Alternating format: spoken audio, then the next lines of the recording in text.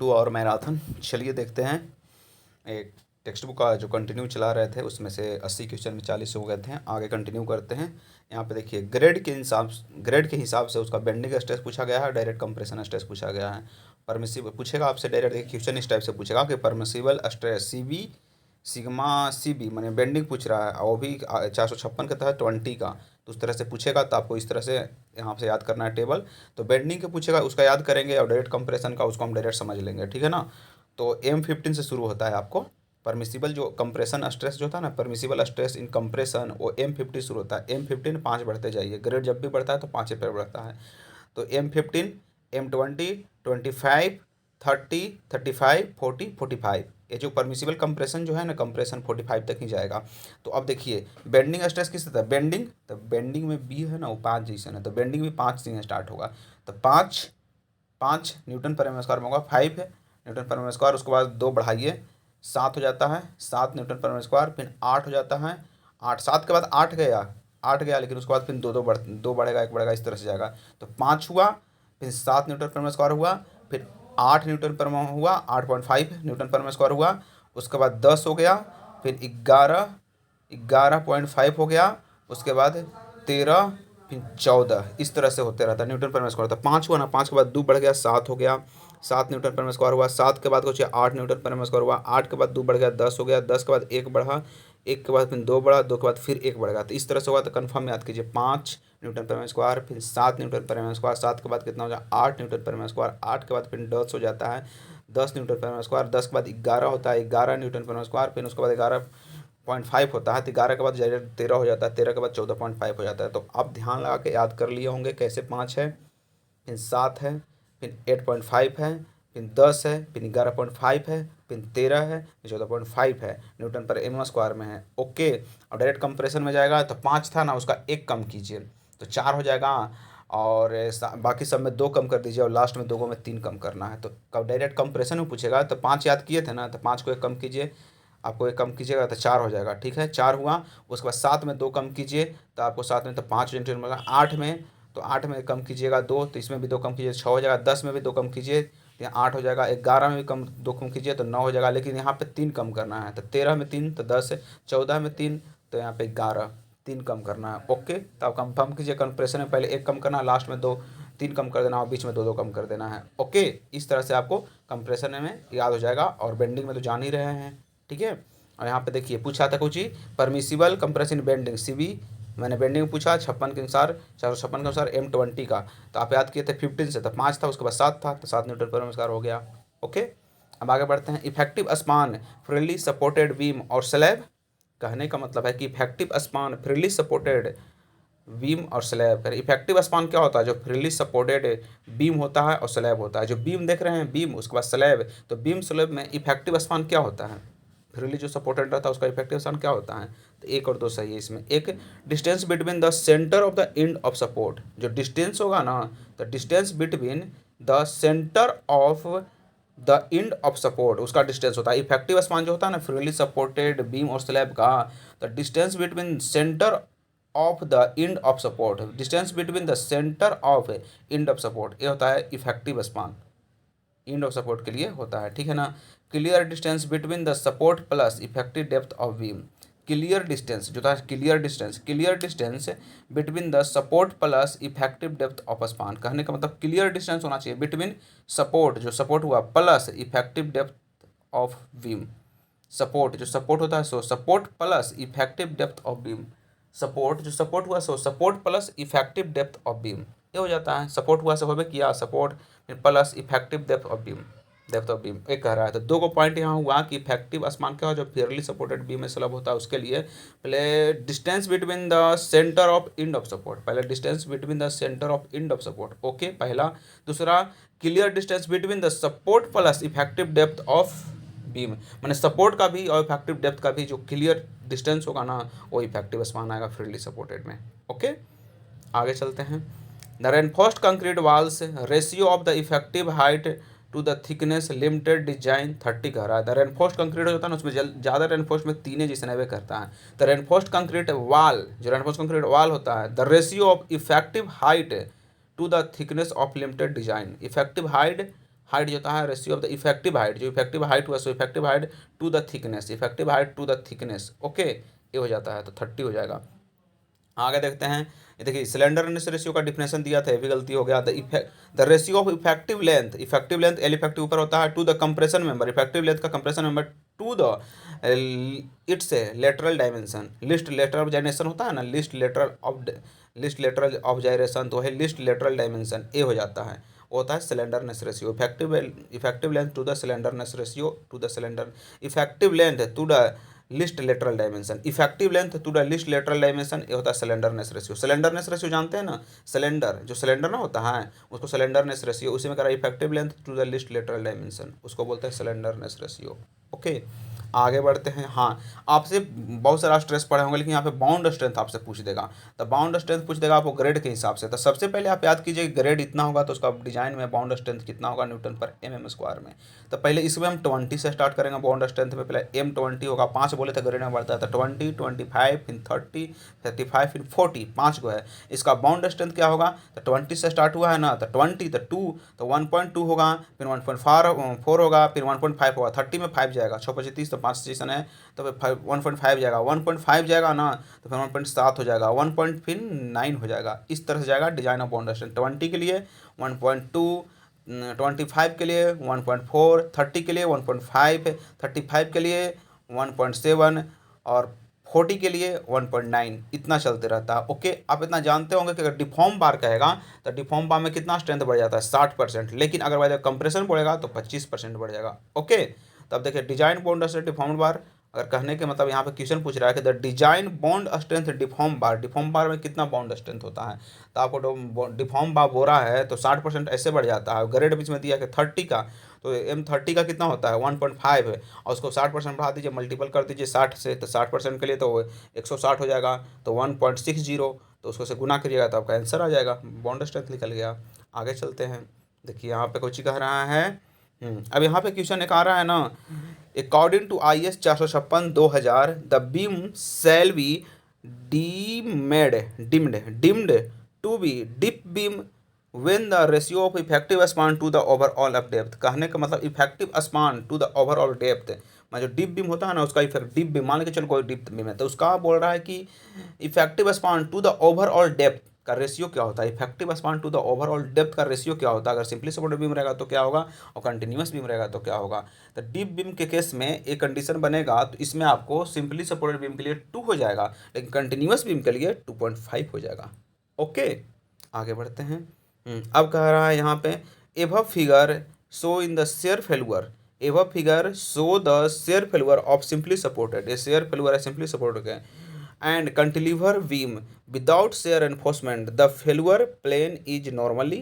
कहने का मतलब है कि अगर बाई द वे एबव जो फिगर दिया हुआ है इसमें show the shear failure save कर रहा है simply supported and cantilever beam का विदाउट शेयर एनफोर्समेंट नहीं है, the failure plane normally inclined at angle 30 degree horizontal. कहने का मतलब है कि कंडीशन बनेगा शेयर फेलुअर में, अगर भाई कंटिन्यूअस बीम होगा कंटिलीवर बीम होगा तो सिंपली सपोर्टेड बीम होगा, बिना शेयर एनफोर्समेंट का होगा, तो इसमें जो फेलुअर होगा 30 डिग्री एंगल में होगा।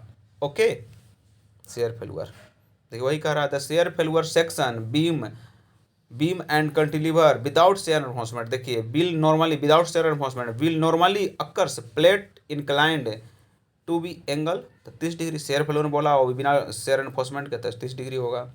आगे चलते हैं, करेंगे विच of the flowing note two way reinforcement footing. Two way कौन नहीं होता है, तो वॉल फुटिंग टू वे नहीं होता है, वॉल फुटिंग जो होता है कभी टू वे नहीं होता है। ओके, अब यहाँ पे देखिए 1 और 2 सही है, तो क्या मैटर पे सही हो देख लीजिए।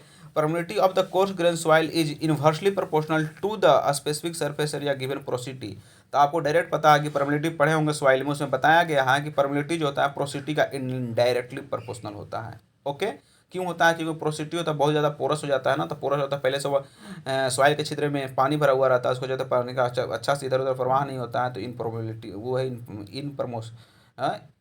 इन्वर्सली प्रोपोर्शनल हो जाता है। ठीक है ना, इसमें 2 बोल रहा है सही है। Direct measurement of permeability of the soil, permittive soil direct measure करना है, specimen at any stage loading oedometer test can be made by the fixed ring type oedometer. Fixed ring type oedometer होता है ना, उससे measure करते हैं। Direct measure the permeability of the soil, direct आपको measure करना है परमिलिटी ऑफ सॉइल को। Specification at any stage loading oedometer test, oedometer test से can be made only fixed ring type odometer. हाँ, कहने का मतलब है कि मेजर करना है आपको permeability of soil specification any stage, किसी स्टेज पर ज्ञात करना है। ओडोमीटर टेस्ट ज्ञात करना है, परमिलिटी को ओडोमीटर टेस्ट ज्ञात करना है। तो made only fixed ring type odometer, किससे? परमिलिटी फिक्स्ड रिंग ओडोमीटर से, फिक्स्ड रिंग टाइप ओडोमीटर से निकालते हैं परमिलिटी को। ओके, आगे आता है the equilibrium equation for steady flow in confined aquifers properly known Thiem's equation. कहने का मतलब है the equilibrium equation steady flow combined aquifer popularly known Thiem's equation. कहने का मतलब है कि इक्यूफर जो होता है ना, कंफाइंड इक्यूफर, अनकन्फाइंड इक्यूफर, तो वही कह रहा है कि अगर स्टडी है फ्लो कन्फाइंड इक्यूफर है तो पॉपुलरली नॉन, उसको थैमिस इक्वेशन जानते हैं। जो थैमिस और डुपिट्स इक्वेशन पढ़ा थे ना सॉइल में, थैमिस इक्वेशन डुपिट्स इक्वेशन, तो कंफाइंड के बोला जाएगा इक्यूफर का, तो थैमिस इक्वेशन होगा। ओके, आगे देखिए, कह रहा है figure show in the stress distribution of the footing. कैसा ही शो कर रहा है, तो इसका सारा फिगर देख के बताएंगे। चलिए आइए देखिए, दो तरह का होता है, एक रिजिड फुटिंग होता है, एक होता है फ्लेक्सिबल फुटिंग। तो रिजिड फुटिंग होता है ना, अच्छा से शो करता है, जो भी शो करेगा। रिजिड है तो जने दबे उबेगा तो बढ़िया शो करता है, लेकिन फ्लेक्सिबल होता है ना कि कैसू मुड़ के रह जाता है। तो भाई रिजिड फुटिंग कहेगा तो पूरा पूरी मुड़ल उड़ल दिखाना है, फ्लेक्सिबल फुटिंग कहेगा तो फ्लेक्सिबल फुटिंग कहेगा तो तनी मनी दिखाना है। लेकिन रिजिड फुटिंग कह दिया कि फुटिंग हुआ है, रिजिड है, तो रिजिड है कि पूरी तरह से दबा जाएगा तो इसी रह जाएगा। लेकिन फ्लेक्सिबल है कि थोड़ा मोड़ा मुड़ के रह जाता है, काम चल जाता है। तो देखिए इसमें रिजिड फुटिंग कांस्टेंट प्रेशर रहेगा तो ऐसे हो जाएगा। अगर कांस्टेंट प्रेशर ऐसे रहेगा तो सेटलमेंट। देखिए यहाँ पे कह रहा है रिजिड फुटिंग, ये टेढ़ जो हुआ है ना, इस तरह से टेढ़ है। ओके, टेढ़ है तो पूरा तरह से टेढ़ हुआ है तो रिजिड फुटिंग में आ गया। और नीचे में दबा है तो पूरा तरह से दबा है, और थोड़ा टेढ़ा मेढ़ा चला है तो टेढ़ा मेढ़ा भी चला है, रिजिड फुटिंग। वही कह रहा है फ्लेक्सिबल फुटिंग। पहले तो स्ट्रेट है ये, और देखिए इसमें थोड़ा सा टेढ़ा हुआ है, नीचे में टेढ़ा हुआ है, तो नीचे में टेढ़ा हुआ तो कम टेढ़ा हुआ है। लेकिन रिजिड में देखिए टेढ़ा हुआ तो पूरे टेढ़ा हो गया, धंस गया, तो ये रिजिड फुटिंग में वो है। फ्लेक्सिबल फुटिंग में थोड़ा सा टेढ़ा होता है फ्लेक्सिबल फुटिंग। वही अंदर में दबेगा अगर, तो दबने के लिए कह रहा है तो दबे लगा रहता है। फ्लेक्सिबल फुटिंग जो होता है ना, उसमें अगर दबेगा तो दबने पर क्या होगा, दबेगा तो थोड़े सा ही दबेगा। लेकिन वही कह दिया कि रिजिड फुटिंग है तो दबेगा तो ज़्यादा दब जाएगा, ज़्यादा दब के टेढ़ा हो जाता है। तो यही कंफर्म कीजिए कि रिजिड फुटिंग में अगर भाई दबेगा तो ज़्यादा दब के टेढ़ा होगा, अगर नीचे में दबाएगा तो भी ज़्यादा होगा। लेकिन अगर फ्लेक्सिबल कहेगा तो ऊपर में भी दबेगा तो कम में, और नीचे में भी लटक कर दबेगा तो भी कम में। तो फ्लेक्सिबल में कम में वाला के और रिजिड में ज़्यादा वाला के। तो इसमें कुछ कह रहा है, देखिए कम में ना दबा है, इससे ज़्यादा मतलब बहुत ही दबा है। अगर भाई जब इससे कम दबा रहता तो फ्लेक्सिबल फुटिंग होता था, ये रिजिड फुटिंग का है। ओके, अब देखिए, अब कह रहा है यहाँ पे एक कची बोलते हैं, बहुत ही पॉपुलर क्वेश्चंस है, आपको देखिए बताते हैं यहाँ से। अकॉर्डिंग टू लैसी डिजाइन फार्मूला। लैसी जो पढ़े होंगे, कैनेडी और लैसी थ्योरी पढ़े होंगे, कैनेडी थ्योरी लैसी थ्योरी, तो लैसी थ्योरी के बारे में पूरा जानकारी दे देते हैं यहाँ पे। अब कभी कैनेडी थ्योरी के बारे में जानकारी दे देंगे आपको। तो देखिए इसमें सबसे पहला फार्मूला याद करना है सिल्ट फैक्टर का। तो सिल्ट एस से होता है, 7 भी एस से होता है। तो सिल्ट फैक्टर डायरेक्ट याद कीजिए कि 1.76 मल्टीपल में 1.76 रूट में DMM ये होता है सिल्ट फैक्टर का फार्मूला। तो सिल्ट फैक्टर का फार्मूला क्या होता है वो देखिए, सिल्ट फैक्टर जो सिल्ट वगैरह ना होता है, तो सिल्ट में 7 नहीं आता है, तो 1.76 रूट में DMM ये होता है सिल्ट फैक्टर का फार्मूला। तो आंख बंद कर ध्यान लगाइए कि सिल्ट फैक्टर जैसे तो सिल्टे होगा, तो 1.76 हो गया रूट में DMM 1.76 रूट में DMM ये होता है सिल्ट फैक्टर का फार्मूला। अब वेलोसिटी ऑफ फ्लो, तो वेलोसिटी ऑफ फ्लो ये क्वेश्चन में पूछा गया था, बताएंगे अभी। तो वेलोसिटी ऑफ फ्लो का फार्मूला क्या होता है, V बराबर QF² बटा 140 के पावर 1/6 ये होता है वेलोसिटी का। तो वेलोसिटी की याद करने कैसे करते हैं, वेलोसिटी में डिस्चार्जेशन होगा, फ्लोएशन होगा वेलोसिटी।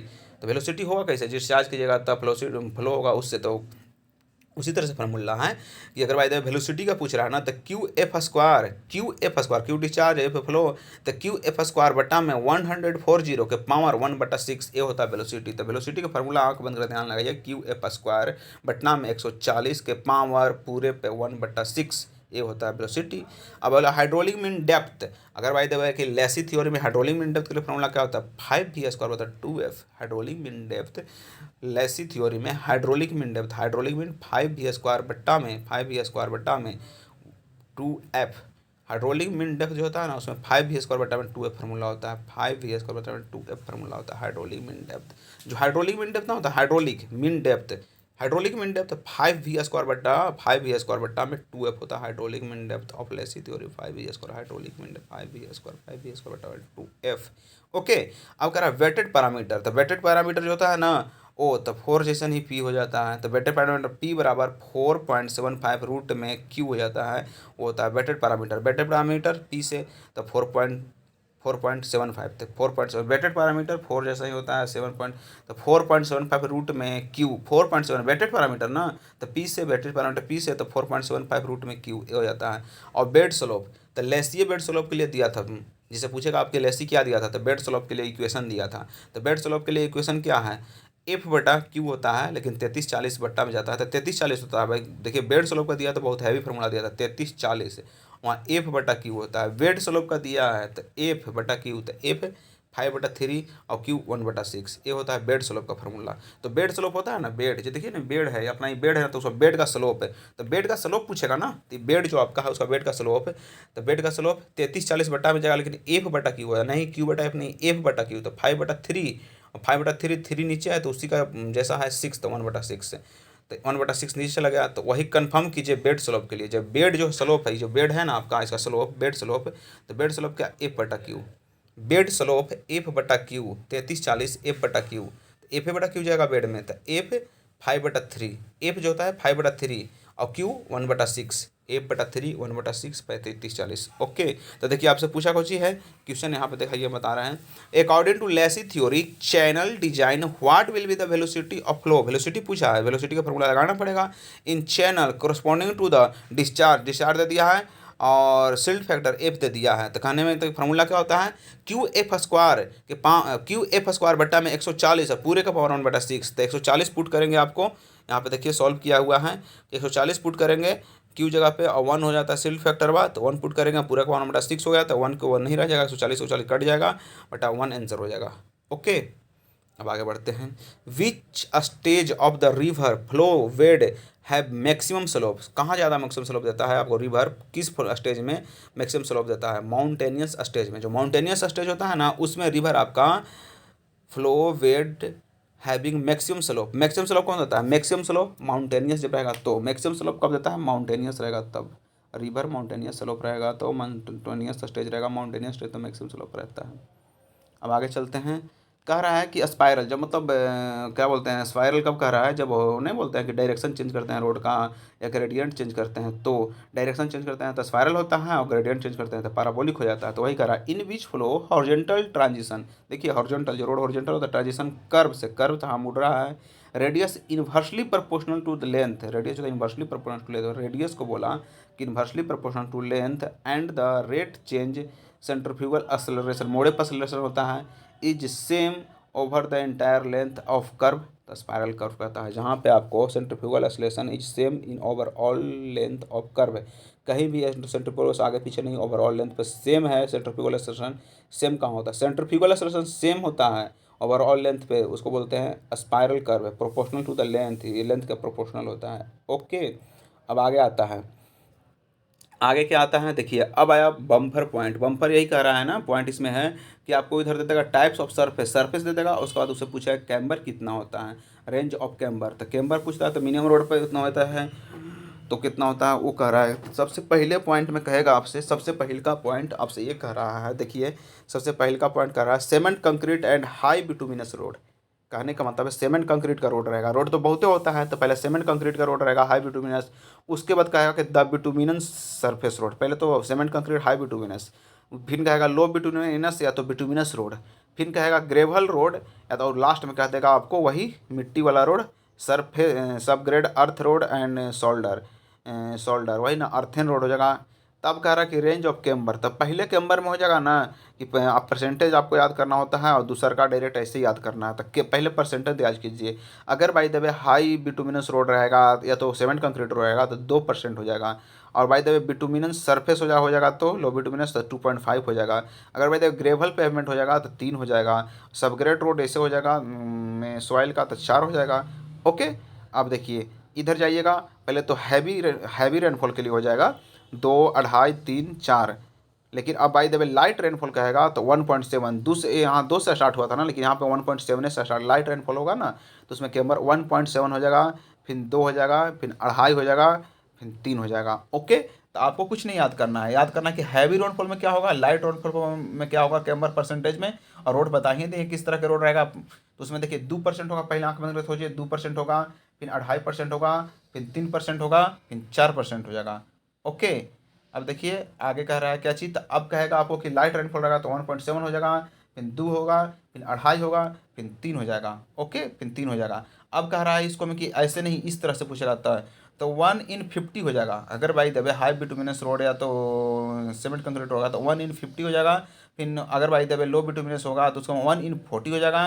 फिर WBM रोड रहेगा तो 1/33 हो जाएगा। उसके बाद सब ग्रेड रहेगा तो 1/25 हो जाएगा। ओके, अब आगे देखिए यही कहेगा लाइट रेनफॉल कहेगा तो स्टार्ट होगा 1/60 से, फिर 1/50, 1 से 60 तक हो जाएगा, 1/50 हो जाएगा, फिर 1/40 हो जाएगा, 1/33 हो जाएगा। तो कन्फर्म इसको याद कीजिए, अगर हैवी रेनफॉल रहेगा तो क्या होगा, लाइट रेनफॉल क्या होगा, तो 1 से 50 तक हो जाएगा। 1 से 50 होगा हैवी रेनफॉल में, 1 से 50 पहला, फिर 1 से 40 हो जाएगा, फिर 1 से 40 के बाद 1 से 33 तक हो जाएगा, 1 से 33 तक हो जाएगा। उसके बाद लास्ट में 1 से 25 तक हो जाएगा। लेकिन वही कह देगा लाइट रेनफॉल तो 1 से 60 तक होगा, फिर 1 से 50 होगा, फिर 1 से 40 होगा, फिर 1 से 33 हो जाएगा।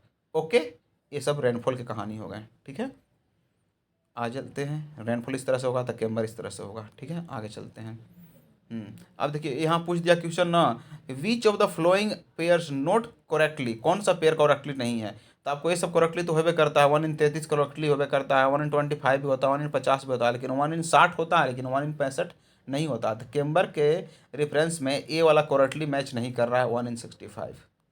अब देखिए यहाँ पे पूछी है, विच road that connected direct headquarter and important cities of a state, मैंने राज्य, स्टेट मैंने राज्य, स्टेट से तो स्टेट हाईवे हो जाएगा। कहने का मतलब है the road connected the district headquarter, district का हेडक्वार्टर से एंड इम्पोर्टेंट सिटीज, बढ़िया मैंने सिटीज से और स्टेट से ये सब कंटेक्ट करता है तो स्टेट हाईवे होगा। ओके, अब देखिए आगे चलते हैं। मेथोमोगोहिनिया found the infants in due to the excessive presence of the flowing population during the water drinking of the water, जैसा ऐसे लिखा हुआ होगा मेथेफोमिया फाउंड तो नाइट्रेट्स मारेंगे, मेथोफोमिया कहेगा तो नाइट्रेट्स मारेंगे। ओके, आगे देखते हैं। यहाँ पे कुछ कह रहा है कि a filling the blanks is embedded parallel to the sewer centre, sewer जो होता है नाला या नाली, उसका सीवर के सेंटर से line at the distance that will not disturb at any curvature expected material during the setting out the sewer centre. Sewer centre तो उसको क्या बोलते हैं, ऑफसेट लाइन बोलते हैं। तो ऑफसेट लाइन क्या होता है, ऑफसेट, जहाँ पे ऑफसेट लाइन बोलते हैं, कहने का मतलब सीवर सेंटर से filling the blanks is stabilize parallel to the sewer centre, sewer जो सेंटर जो होता है ना उसका सीवर सेंटर से parallel line at distance that will not disturbed and covered expected material during the setting out the sewer centre line, during the sewer centre line से बोल रहा है कि अगर भाई सीवर जो होता है नाला उसका सेंटर लाइन से कहा जाए तो सेंटर लाइन से तो उसको बोलते हैं offset line. Okay, centre line से तो ऑफसेट लाइन। आगे बढ़ते हैं। O3 form due to the photochemically reaction between, O3 कैसे बनता है, ओ कह रहा है तो hydrocarbon and nitrogen oxide, hydrocarbon से और नाइट्रोजन ऑक्साइड से मिलकर बनता है O3। तो आपको डायरेक्ट बताना है कि O3 कैसे बनता है। तो पहले बनता है हाइड्रोकार्बन एंड नाइट्रोजन ऑक्साइड से बनता है, हाइड्रोकार्बन एंड नाइट्रोजन ऑक्साइड से बनता है O3। O3 जानते हैं ना, हाँ O3 किससे बनता है, हाइड्रोकार्बन से एंड हाइड्रोकार्बन से एंड नाइट्रोजन ऑक्साइड से बनता है O3, हाइड्रोकार्बन से और नाइट्रोजन ऑक्साइड से, हाइड्रोकार्बन से और नाइट्रोजन ऑक्साइड से, हाइड्रोकार्बन जो होता है ना हाइड्रोकार्बन, हाइड्रोकार्बन से और नाइट्रोजन ऑक्साइड से बनता है O3। O3 कैसे बनता है, O3 ना, O3 कैसे बनता है, O3 बनाना है ना तो हाइड्रोकार्बन से और नाइट्रोजन ऑक्साइड से बनाते हैं O3, हाइड्रोकार्बन से नाइट्रोजन ऑक्साइड से बनाते हैं O3। ओके, अब कह रहा है the stress induced the body when the suddenly loaded इन, कहने का मतलब है कि जो कोई बॉडी पर सडनली लोड लगा रहे हैं वो बना है ग्रेजुअली लोड लगा रहे हैं, तो जो सडनली लोड होता है ना वो दोगुना होता है, वही लोड का भार उतना ही होगा, लेकिन एगो सडनली लगाएंगे और एगो ग्रेजुअली लगाएंगे तो सडनली जो लगाएंगे ना वो ग्रेजुअली से दोगुना लोड काम करेगा। ओके, तो सडनली दोगुना हो जाता है। अब कह रहा है काची, यहाँ पे देखिए अब आया इस सोम का टॉपिक, इसको रिलेट कर देते हैं, इसमें क्वेश्चन को बनता है, रिलेशन याद करना है आपको, relation between the modulus of elasticity, shear modulus, modulus elasticity E जानते हैं, शेयर मॉडुलस जी होता है, बल्क मॉडुलस की होता है, पॉइजन से म्यू होता है। तो इस सब में रिलेशन क्या होगा? तो आपसे पहला क्वेश्चन पूछ रहा है, यहाँ पे फार्मूला है कि मॉडुलस ऑफ इलास्टिसिटी और बल्क मॉडुलस और पॉइजन रेशियो में क्या रिलेशन होता है। मॉडुलस ऑफ इलास्टिसिटी में, बल्क मॉडुलस में और पॉइजन रेशियो में क्या रिलेशन होता है? 3k into 1 minus 2 mu. अगर 3k है, 3 है तो माइनस में जाएगा, तो 3k इंटू 1 माइनस 2 म्यू। वही है मॉडुलस ऑफ इलास्टिसिटी में और शेयर मॉडुलस में, पॉइजन रेशियो में। वहाँ पे था bulk modulus of Poisson ratio, यहाँ पे है मॉडुलस ऑफ इलास्टिसिटी है, लेकिन यहाँ शेयर मॉडुलस है और उसके बाद पॉइजन रेशियो है। तो 2g 1 प्लस म्यू होगा, 2g 1 प्लस म्यू होगा, 2g 1 plus, modulus of elasticity का फॉर्मूला क्या है? 2g 1 प्लस में होगा, दो कम है ना भाई, तो 1 प्लस म्यू होगा, 2g 1 प्लस म्यू हो जाएगा। ओके, अब देखिए यहाँ पॉइजन रेशियो के लिए और मॉडुलस ऑफ इलास्टिसिटी के लिए फार्मूला है, वो भी कच्ची में, तो क्या बोलते हैं, बल्क मॉडुलस में और शेयर मॉडुलस में। बल्क मॉडुलस और शेयर मॉडुलस और पॉइजन रेशियो में रिलेशन पूछेगा तो अलग होगा, बल्क मॉडुलस और शेयर मॉडुलस और मॉडुलस ऑफ इलास्टिसिटी में पूछेगा तो वो अलग हो जाएगा। तो अगर भाई देखो मॉडुलस ऑफ इलास्टिसिटी पूछ रहा है, मॉडुलस ऑफ इलास्टिसिटी में, तो इलास्टिसिटी 9 जैसा होता है, तो 9 kg बटा में 3k प्लस जी हो जाएगा। अगर भाई देखो मॉडुलस ऑफ इलास्टिसिटी पूछ रहा है ना, मॉडुलस ऑफ इलास्टिसिटी किसमें में, तो बल्क मॉडुलस में और जी शेयर मॉडुलस में, तो पूछेगा तो ई, तो 9 kg बटा में 3k प्लस जी, 9 kg ऊपर होगा, 9 kg ऊपर होगा, बटा में 3k प्लस जी हो जाएगा। 9 kg ऊपर होगा, 9 kg ऊपर है ना, बस 3k प्लस जी हो जाएगा। 9 kg बटा में 3k प्लस जी होगा, 9 kg ऊपर डालिए, 9 kg बटा में 3k प्लस जी हो जाएगा। 9 kg हुआ ना, 9 kg, तो 9 kg 3k प्लस जी हो जाएगा। अगर पॉइजन रेशियो में पूछेगा तो 3k बटा में 6k, सेम टू सेम डालिए ना नीचे, तो 3k बटा में 6k ऊपर में माइनस, नीचे में प्लस, पॉइजन रेशियो में 3k 6k माइनस में ऊपर प्लस 2g, फिर बटा में भी 2g होगा। तो 3k माइनस 2g, कम है तो ऊपर माइनस रखिए, ज़्यादा है तो नीचे प्लस है, 3k माइनस 2g बटा में 6k प्लस 2g। ओके, ये फार्मूला हो गया। अब आपसे क्वेश्चन पूछ रहा है, देखिए क्या क्वेश्चन है, यहाँ बढ़ते हैं। द एक्सपेरिमेंट, हाँ, the experiment of the found that bulk modulus के, bulk modulus of the elasticity of material equal to the shear modulus, तो पॉइजन रेशियो क्या होगा? देखिए बल्क मॉडुलस शेयर मॉडुलस बोला ना, बल्क मॉडुलस शेयर मॉडुलस, लेकिन पूछ दिया पॉइजन रेशियो, तो कौन फार्मूला लगेगा इसको में? इसमें लगेगा 3k माइनस 2g बटा में 6k प्लस 2g, ये फार्मूला लगेगा। है कि पॉइजन रेशियो पूछा है, बल्क मॉडुलस दिया है। अगर भाई देखो पूछ देगा मॉडुलस ऑफ इलास्टिसिटी पूछता है, तो 9 kg वाला होता है, देखिए 9 kg हो जाता है, 3k प्लस जी हो जाता है, 9 kg बटा में 3k प्लस जी हो जाता है। ओके, तो इसमें देखिए कैसे सॉल्व होगा, यहाँ बताया गया है। अगर भाई देखिए दोनों बराबर है, अगर दोनों बराबर है तो उसको कट जाएगा, हटा देंगे, और हटाने के बाद देखिए घटाएंगे तो ऊपर 1 हो जाएगा, बटा में 8 हो जाएगा। सॉल्व कीजिएगा तो 0.125 हो जाएगा। ओके, आगे देखिए क्या है, इसमें कह रहा है कि फर्स्ट सेकेंड और थर्ड करेक्ट है। तो फर्स्ट क्या है, BMD will be shape of the rectangle. कहने का मतलब है कि अगर बाई द वे कोई भी सिंपली सपोर्टेड बीम रहेगा और बाई द लेफ्ट में क्या होगा, लेफ्ट में subjected to left support, subjected to clockwise, left में क्लॉकवाइज है और राइट में एंटी क्लॉकवाइज है। तो इस कंडीशन में आपको कोई सिंपली सपोर्टेड बीम है, उसको लेफ्ट में क्लॉकवाइज मूवमेंट है और राइट में एंटी क्लॉकवाइज मूवमेंट है, तो उस कंडीशन में BMD कह रहा है simply supported beam uniform cross section subjected to clockwise movement in left support and equal to anti clockwise movement in right. Right में कैसा, एंटी क्लॉकवाइज, और लेफ्ट में क्लॉकवाइज। तो इस कंडीशन में BMD will be shape of rectangle. तो BMD का curve कैसा बनेगा, तो रेक्टेंगल बनेगा। इस कंडीशन में सिंपली सपोर्टेड में BMD कैसे बनेगा, रेक्टेंगल बनेगा। SFD कैसा बनेगा, straight coinciding with the base, straight बनेगा। SFD स्ट्रेट बनेगा इस कंडीशन में, रेक्टेंगल BMD SFD स्ट्रेट बनेगा। और डिफ्लेक्शन कैसे बनेगा, सर्कुलर आर्क बन जाएगा। डिफ्लेक्शन कर्व कैसे बनेगा, सर्कुलर आर्क बन जाएगा। तीनों सही है, अगर ऐसा देगा तो BMD रेक्टेंगल बनेगा, SFD स्ट्रेट लाइन बनेगा, डिफ्लेक्शन स्पाइरल बनेगा। ओके, आगे चलते हैं। देखिए अब कह रहा है यहाँ पे स्टिफनर के बारे में बता रहा है। तो stiffener use to the provide local reinforcement web under the shear and bearing the diagonal stiffener. तो इसमें कई तरह का स्टिफनर होता है। तो इसमें यहाँ पे डायगोनल स्टिफनर को सिर्फ देखिए, कह रहा है कि स्टिफनर यूज, जो डायगोनल स्टिफनर होता है यूज कहाँ होता है, लोकल रेनफोर्समेंट में डायगोनल का यूज करते हैं। To web under the shear and bearing, under the shear and bearing, web under the shear and bearing, shear और बियरिंग के लिए, शेयर और बियरिंग के लिए, शेयर और बियरिंग के लिए, शेयर जो होता है उसके लिए और बियरिंग होता है उसके लिए, शेयर के लिए और बियरिंग के लिए यूज करते हैं रेनफोर्स्ड लोकल रेनफोर्समेंट का यूज करते हैं। लोकल रेनफोर्समेंट का यूज करते हैं शेयर के लिए और बियरिंग के लिए। तो कौन सा स्टिफनर का यूज करते हैं लोकल रेनफोर्समेंट के लिए, तो डायगोनल स्टिफनर। ओके, यहाँ पे बहुत सारा स्टिफनर है। देखिए इंटरमीडिएट एंड लॉन्गिट्यूडनल स्टिफनर्स। अगर इंटरमीडिएट एंड लॉन्गिट्यूडनल स्टिफनर बोलेगा तो इसका यूज कहाँ करते हैं, तो improve the buckling of strength slender web due to shear. कहने का मतलब है कि अगर बाय द वे इम्प्रूव करना है बकलिंग स्ट्रेंथ को slender web due to shear के चलते आपको इम्प्रूव करना है बकलिंग को, तो इंटरमीडिएट लॉन्गिट्यूडनल स्टिफनर का यूज करेंगे। अब लोड केयरिंग स्टिफनर बोलेगा तो इसका कहाँ यूज करते हैं, prevent the buckling due to concentrated load. अगर भाई जब कंसंट्रेटेड लोड है कोई भी है, उस पर कंसंट्रेटेड लोड लग रहा है, उसके चलते बकलिंग हो रहा है, तो लोड लग रहा है तो लोड केयरिंग स्टिफनर का यूज करेंगे। Okay, bearing stiffener to prevent the local crushing. और बियरिंग स्टिफनर बोलेगा तो बियरिंग में लोड बियर करता है तो उसमें क्रशिंग हो जाता है, तो bearing to prevent the local crushing of the web due to the concentrated loads और रिएक्शंस। कंसंट्रेटेड लोड के कारण और रिएक्शन के कारण तो उसको बियरिंग स्टिफनर का यूज करते हैं। तो बियरिंग स्टिफनर कहाँ यूज करते हैं, prevent the local crushing web due to the concentrated load और reaction. Concentrated load prevent the buckling concentrated load, इसमें भी कंसंट्रेटेड लोड और रिएक्शन।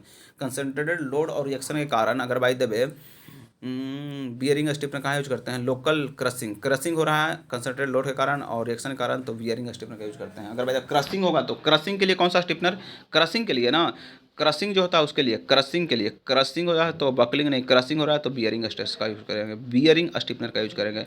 अब यार torsional stiffener to provide the lateral resistant the beams regarding at the support. Lateral resistant करना होगा, provide lateral resistant. अगर lateral resistant करना होगा तो उसमें टोर्जनल स्टिफनर का यूज करेंगे। लेटरल जो होता है ना, लेटरल रेजिस्टेंट टोर्जनल स्टिफनर का यूज करेंगे। डायगोनल स्टिफनर अभी बताए थे आपको, provide the short column reinforcement, short of local reinforcement, soft और लोकल रेनफोर्समेंट रहेगा ना उसमें, अगर शॉर्ट और local wave under the share of bearing, share से और बियरिंग से अगर फेलवर आएगा तो उसमें डायगोनल स्टिफनर, लोकल रेनफोर्समेंट हो गया और शेयर से और बेंडिंग से होगा तो शेयर और बेंडिंग से होगा तो डायगोनल स्टिफनर, शेयर से और बेंडिंग से तो डायगोनल स्टिफनर का यूज करते हैं, शेयर से और बेंडिंग से तब डायगोनल स्टिफनर का यूज करते हैं। फिर tension stiffener transfer the tensile force applied to the web through a flange. तो टेंशन स्टिफनर क्या होता है, टेंशन स्टिफनर जो होता है सो transfer the tension force applied to web through the flange. Transfer the tensile force, transfer करता है टेंसाइल फोर्स को, तब उसमें टेंशन माने टेंसाइल फोर्स को करेगा ना तो टेंशन स्टिफनर का यूज करेंगे। ओके, अब आगे बढ़ते हैं, क्या है स्टिफनर तो बताइए, डायगोनल स्टिफनर होता है। अब यहाँ पे देखिए, among the following select the higher strength of concrete. तो हायर स्ट्रेंथ ऑफ कंक्रीट कौन कौन देता है, तो M65 देता है और M80 देता है, तो 2 और 4 सही है। देखिए M65 देगा, M80 देगा, हाई स्ट्रेंथ ऑफ कंक्रीट 65 और 80। ओके, अब कर रहा है concrete curing by the membrane curing done by which of the following, किससे डन होता है, ओनली फॉर सॉलिड मेम्ब्रेन्स। और सॉलिड मेम्ब्रेन्स होता है, जैसे देखें ना सॉलिड जो होता है, जैसे फुटिंग हो गया तो उस पर सॉलिड मेम्ब्रेन्स जो होता है ना, उस पर मेम्ब्रेन्स क्यूरिंग करते हैं। मेम्ब्रेन्स क्यूरिंग होता है कि पानी डाल के ऊपर से ढक देते हैं ना, तो वही तो सॉलिड जो होता है ना, सॉलिड मेम्ब्रेन्स, जो सॉलिड मेम्ब्रेन्स होता है उसी पर मेम्ब्रेन्स क्यूरिंग करते हैं। सॉलिड मेम्बर जो होता है उस पर मेम्ब्रेन्स क्यूरिंग करते हैं। ओके, सॉलिड जो होता है ना, सॉलिड उसमें मेम्ब्रेन्स क्यूरिंग करते हैं। अब कह रहा है which of the following admixture use to concrete cold region enhance the concrete freezing और थॉइंग। अगर भाई जो कोल्ड रीजन है इन्हांस करना है फ्रीजिंग और थॉइंग को, तो एयर इंटरिंग एडमिक्सचर का यूज करते हैं। Air entraining admixture agent, air entraining agent का यूज करेंगे फ्रीजिंग और थॉइंग से बचाना। तो फ्रीजिंग और थॉइंग हो रहा है कोल्ड वेदरिंग में, तो उसको फ्रीजिंग और थॉइंग से बचाना, एयर इंटरिंग में फ्रीजिंग और थॉइंग से बचाने के लिए एयर इंटरिंग एडमिक्सचर का यूज करेंगे। अब आगे देखते हैं, which of the following is known as the home work vibrator. Home work vibrator किसको कहते हैं, फोम वर्क, जो फोम वर्क नहीं होता है उसको किसको कहते हैं, तो एक्सटर्नल वाइब्रेटर को फोम वर्क वाइब्रेटर कहते हैं। फोम वर्क जो फोम वर्क वाइब्रेट नहीं करता है तो फोम वर्क वाइब्रेटर किसको बोलते हैं, एक्सटर्नल वाइब्रेटर को। एक्सटर्नल वाइब्रेटर को फोम वर्क वाइब्रेटर, एक्सटर्नल जो वाइब्रेटर नहीं होता है उसको फोम वर्क वाइब्रेटर कहते हैं, एक्सटर्नल को फोम वर्क वाइब्रेटर कहते हैं। आगे देखते हैं, potential digression of concrete can be happen if the alkalis present in the cement reacts with silica से करता। अगर by the potential digression concrete can be happened if the alkalis present, अगर alkali present है तो किससे reaction करता है, तो सिलिका से करता है।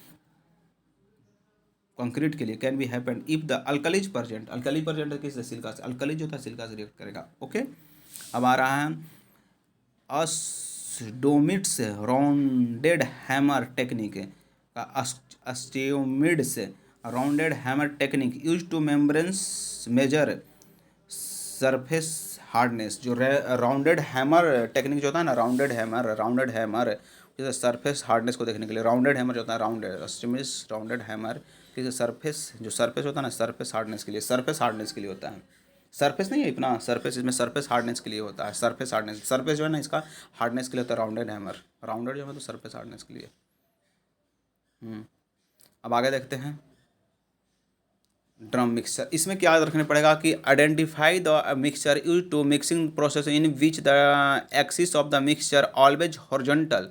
देखिए हमेशा हॉरिजॉन्टल होता है, और टिल्टिंग जो होता है ना तो घूमता है तो वर्टिकल भी कभी कभी होता है, लेकिन ये बोल रहा है कि ऑलवेज हॉरिजॉन्टल। तो अगर by the way always horizontal बोल दिया and discharge take place in जस्टिंग क्यूट, मैंने क्यूट कहने का मतलब है ना कि ढाल, क्यूट इनटू द ड्रम और the reversing the direction of rotate of the drum, तो उसको बोलते हैं नन टिल्टिंग ड्रम। अगर बाई द वर्टिकल भी होते रहता तो टिल्टिंग ड्रम होता है, नन टिल्टिंग ड्रम वाला है, ठीक है, हॉरिजॉन्टल होता है।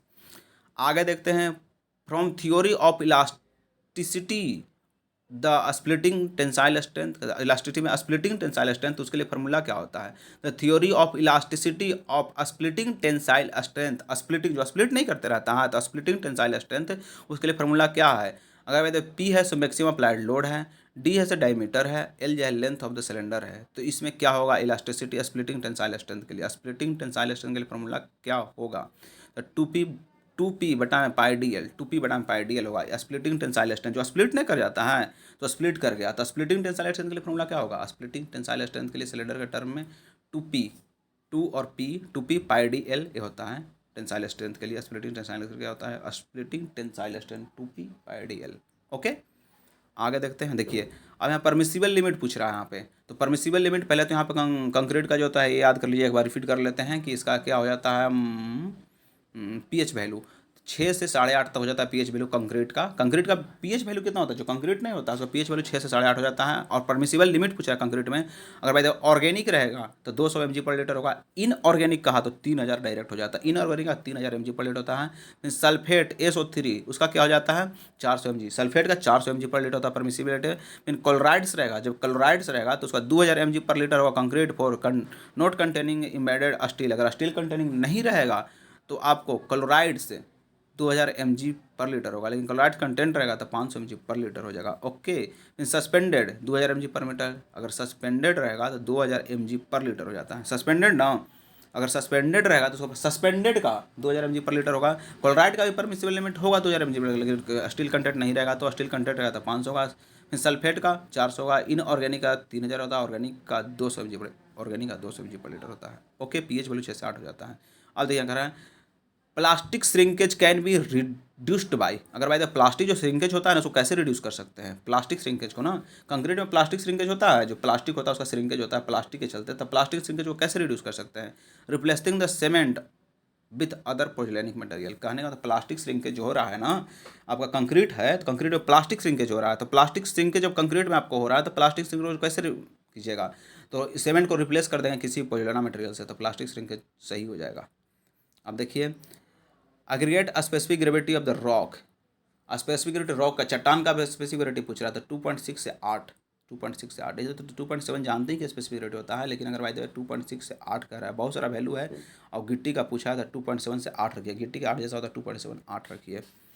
Okay, beach of the following metamorphic rock doesn't have a fluted structure. कौन फ्लूटेड स्ट्रक्चर नहीं रखता है? रफ स्ट्रक्चर माने परत बाई परत कौन नहीं रखता है? तो क्वार्टर जाइट जो होता है ना, क्वार्टर जाइट कभी परत बाई परत नहीं रहता। तो वही कर which of the following metamorphic rock doesn't have fluted structure. Fluted structure कौन नहीं रखता है? जो फ्लूटेड होता है ना, फ्लूटेड परत बाई परत कौन नहीं रखता है? तो क्वार्टर जाइट नहीं रखता है।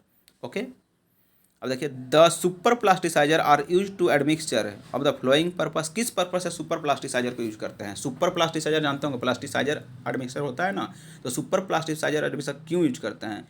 To disperses particles, remove air bubbles and retard setting. कहने का मतलब है disperse particles remove the bubbles, bubble को सुपर प्लास्टिसाइजर है ना तो प्लास्टिक बबल्स को रिमूव करेगा, और रिटार्ड सेटिंग को रिटार्ड कर देगा। तो वही सुपर प्लास्टिसाइजर जो होता है ना, बबल्स को रिमूव करता है और रिटार्ड करता है सेटिंग को। ओके, अब आगे देखते हैं कहने का मतलब the defects the indicate by the curvature of formed in the direction of the length timber is called, तो उसको बो बोलते हैं। गलती हो गया था, हम चेक मार दिए थे।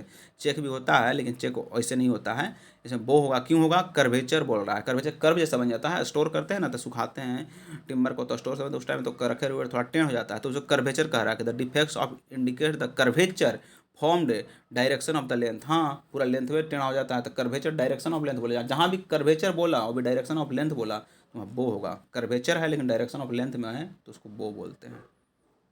अब देखिए, excess of the magnesia responsible होता है ब्रिक डिके। अब कहा कि ब्रिक हमारा डिके हो गया था, किसके चलते होता है? तो एक्सेस अगर मैग्नेशिया होगा, बेमियाइत रहेगा, मैग्नेशिया होगा तो डिके कर जाएगा। ओके।